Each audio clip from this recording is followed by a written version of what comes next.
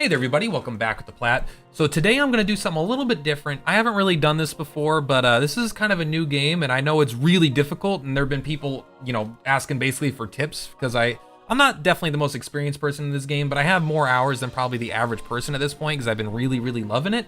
And so I just wanted to do like a 5 tips and tricks kind of video for beginners. This is pretty baseline level stuff, so if you have like 20-30 hours into the game, this is probably stuff you already know, but just to make like your first couple dozen runs, I guess, a little bit easier, these are things that I think will probably help you out and are just worth noting.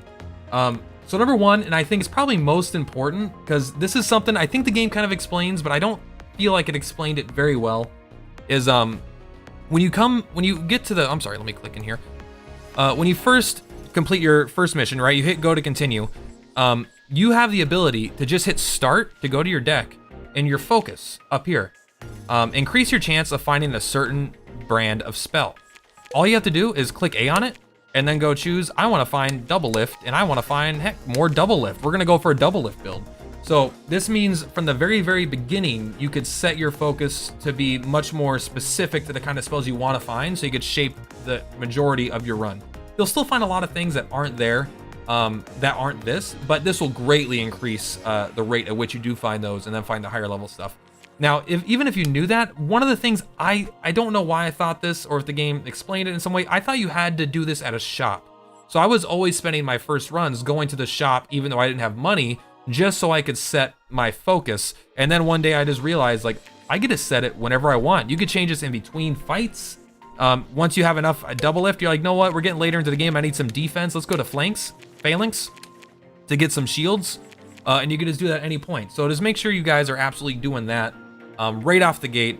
Something that'll just make your runs, not only will it make them probably easier because they'll be more synergistic, but also just more enjoyable because it lets you, force things that you otherwise wouldn't be able to. Second thing you're going to want to consider when you're brand new to the game is when you beat a boss, you have a chance here. They'll come down. You have a chance to either spare them or kill them. And so this isn't necessarily obvious. There is the onward button, and you can see that you can attack them. If for some reason when I first started, I was like, oh no, just kill them, right? But if you spare them, they do heal you 400 HP, which is so huge for helping you get into the later of the game. And so you might have figured that out, but what isn't necessarily clear is that by sparing a boss, each boss also buffs the rest of your run in some way. For example, this boss right here, if you spare this boss, they give you a revive on death. When you're about to get killed, she'll come in, boom, block the hit, and then you'll recover. I think it's 200 or 400 HP to keep going.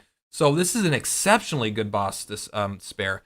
Now, I know there are like reasons you would kill all the bosses. You get extra power, extra trinkets, more upgrades, and then there are harder, probably alternate bosses near the end of the game if you do that. But while you're learning the game, trying to figure it out, this will greatly extend the length you can get into a run, especially between all the buffs. Every boss has their own unique buff.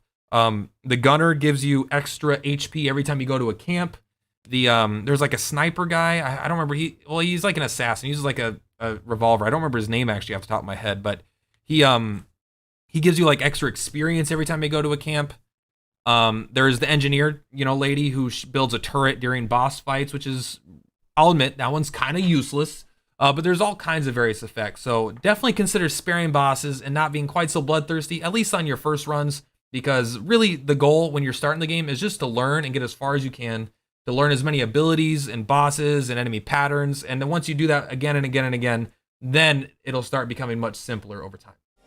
So the third tip is kind of a lesson that all of us that played Slay the Spire a lot learned relatively early on, but you may not know that if you haven't really played these kinds of games before. But after you beat every battle, it's going to say victory, take a spell. And so you get an option of 3 spells to take. And sometimes obviously they're really good, but here's the thing. The skip rewards at the bottom, you're going to want to use that more often than you actually take the spell. Like filling your deck, for lack of a better word. I mean, I think they do refer to it as a deck even in the game. With just a bunch of things that you don't really want is not ideal. You definitely want to be very picky with what you're going on. You want to take things that are synergistic to what your overall deck is trying to do already. That way when you have your 2 random cards in your hand or whatever, your spells, there are going to be things that you want to use. You're not going to want to have to go through a bunch of mana potions if you're just not having a deck that really deals with mana problems, or especially this one. You don't want to crack adjacent tiles and fire just a damaging rock if that doesn't synergize with anything you're doing at all. So you don't be afraid to just skip the rewards. It could feel counterintuitive at first, especially when you are trying to learn. You will just start taking things randomly just to see what they do. They did add these previews so you could get an idea of what it does. And I do recommend taking everything eventually, you know, kind of do every kind of build imaginable where everything would eventually be good in that deck.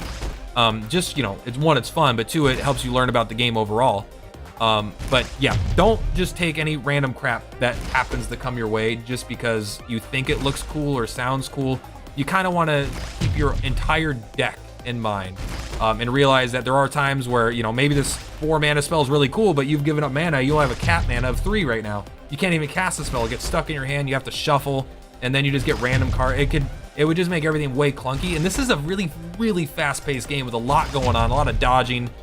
You know, it's all skill shot based for the most part. So having to think about, you know, okay, I can't cast that spell. I should shuffle. What 2 spells did I get?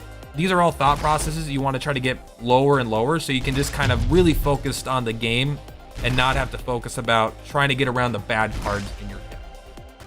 So number 4 is kind of also a thing that we learned from Slay the Spire, but it kind of applies to a lot of roguelikes in general.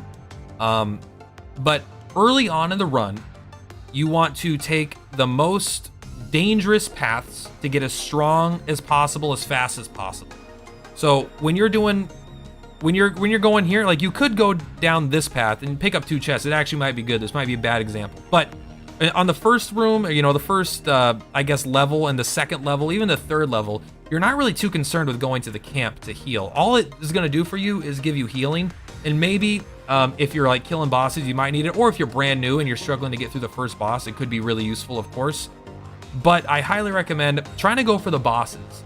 Trying to go for the chests, go for the hazards, go for the red fights, go for anything that seems difficult that'll give you additional rewards.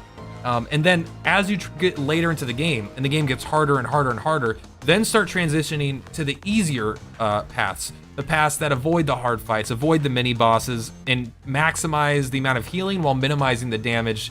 That way you have the biggest buffer for the bosses.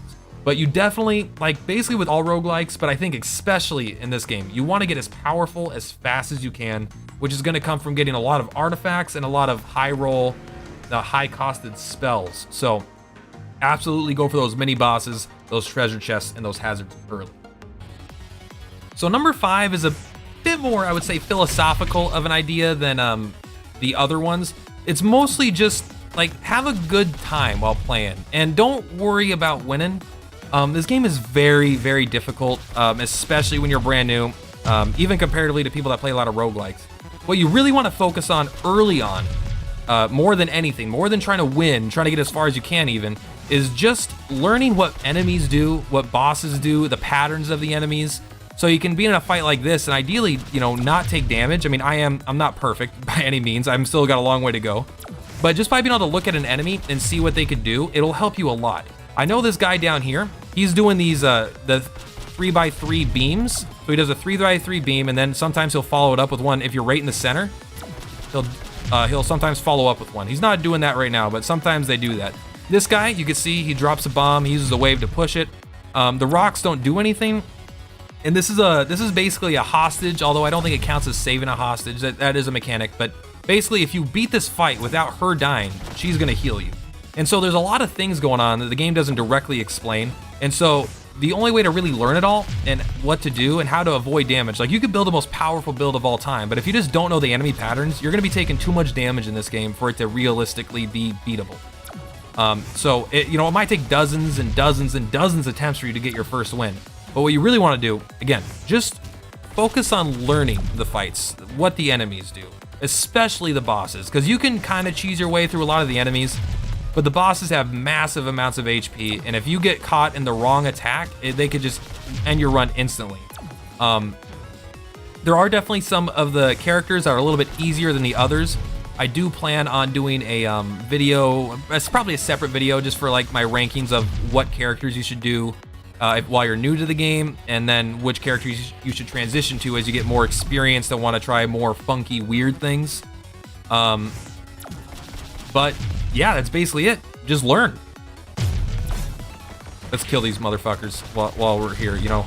End the video on a bang. Without killing the lady. Without killing the lady. We'll use this spell. Boomerang this guy. We'll stand here. We know we know he's got nothing. What are you gonna do? We're gonna dodge. We're gonna hold B. Boom. Watch this. Oh, don't kill the lady. All right, here we go. Wait here for him to do that.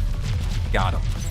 Easy peasy. And we got a heal out of it. It wasn't a flawless victory. I took damage somewhere. I don't know. I was talking. All right, get off my back. All right, guys, I hope you like my 5 tips and tricks for new people or beginners, whatever you want to call them. Like I said before, these are mostly things that you could learn on your own in the first, I don't know, 5 to 10 hours, probably. But I just wanted to make it a little bit easier for you guys. Some of this stuff is not, I don't think, upfront explained. It's kind of left to be discovered. And hopefully I got to save you a little bit of pain. So if you like the video, please do a like, do a comment, do the whatever YouTube shit. You know what it is. Mostly just leave a comment below about why I'm stupid, and that way I can respond to you and be like, no, you. Because that's what YouTube's really all about. Anyway, guys, look forward to more. One Step. I didn't forget the name. I remember what it is. I always want to say Eden of the East. I don't know why. All right, sorry. But we'll look out for more One Step from Eden coming soon to the channel, and probably more guide videos, especially, this is my first one I've ever done, so I'm kind of getting the hang of it. Hopefully it doesn't fucking suck. Hopefully you got some value out of it. But if you didn't, fuck you, I did my best. All right, see you next time.